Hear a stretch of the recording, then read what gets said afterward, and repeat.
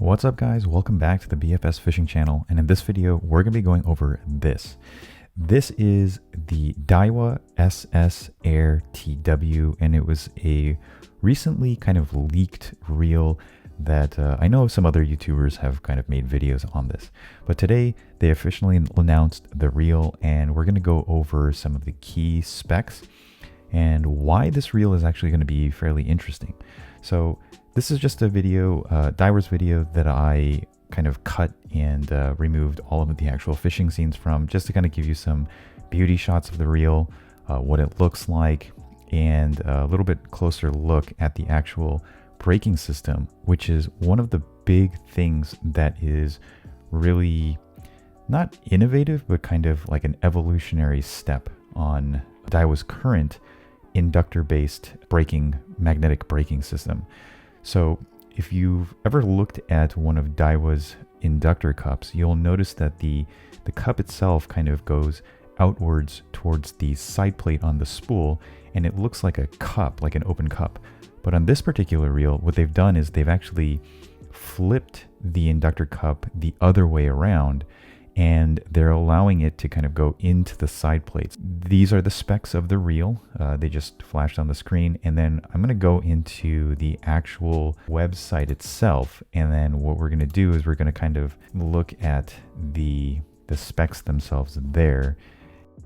Okay, so what I've got here is the DAIWA Japan website, and this is on Google Translate, so we can kind of decipher what the Japanese is saying. So it looks like the reel is actually going to be coming out in May of 2023. So I did contact plat.co.jp, and they said that they would start taking pre-orders in April, so that's next month.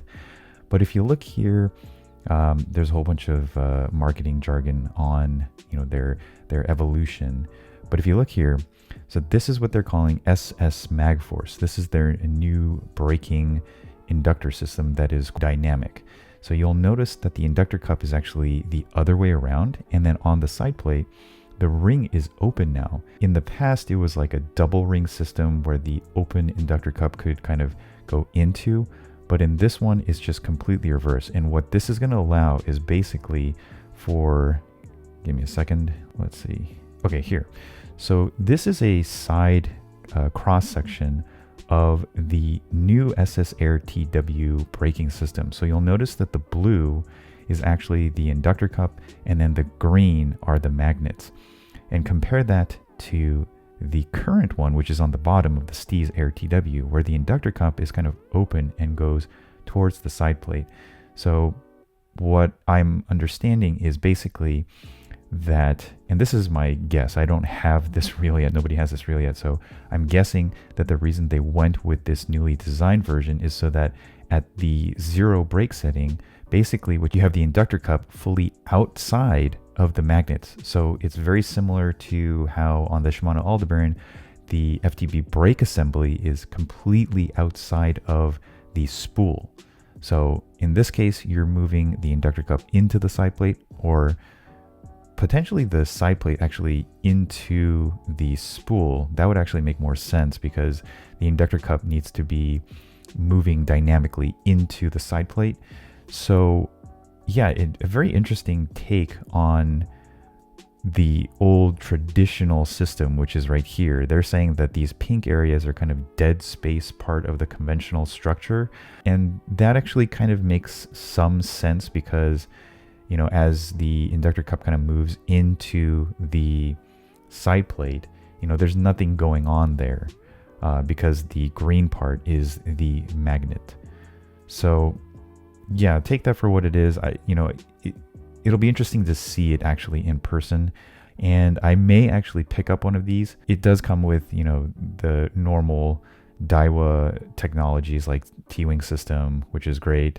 And then it's coming with a 28mm spool. This is an air spool, so these are their ultra lightweight spools. They've said that KTF, which is an aftermarket spool manufacturer in Japan, they had a direct hand in helping to design this spool, and it's one of their lowest inertia spools. So it should spin very well, and it does come with ultra lightweight micro ball bearings. So you know, this is a whole bunch of marketing terms. We'll see how it actually performs in real life. And then it comes with a drag clicker, which a lot of older DAIWA reels don't really have drag clickers.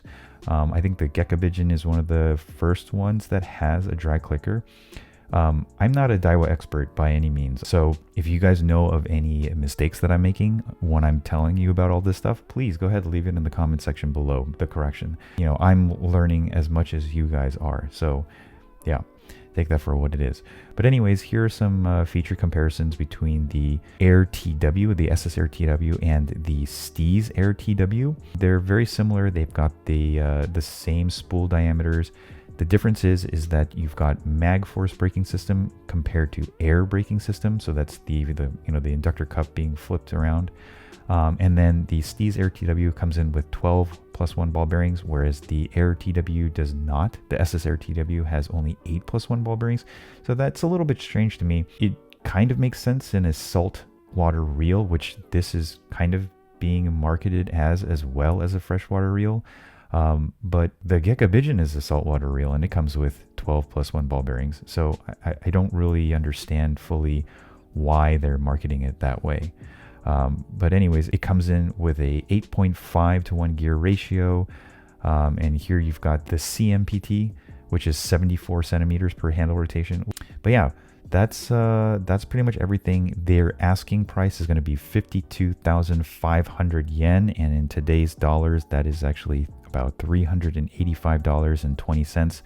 So not a cheap reel by any means. We'll see, you know, how it comes in and how it performs, and I may pick one up just because I want to see, you know, where DAIWA's high-end BFS is at. Anyways, that's going to be it for this one, guys. Just kind of a last-minute video because this was also announced today. I did the same thing with the 2023 Conquest. Yeah, that's going to be it for this video. If you like the video, please consider giving it a thumbs up. If you have any comments, let me know in the comment section down below. Let me know if you're going to pick one up between this and the Aldebaran. It'll be interesting to see which one is kind of a better reel. That's another reason why I want to get one, to kind of compare it to the Aldebaran, because their braking systems are very different, and it kind of seems like the philosophy is a little bit different behind the two reels. But yeah, we'll see. All right, with that being said, thanks so much for watching, guys, and I'll catch you guys in the next one. Peace.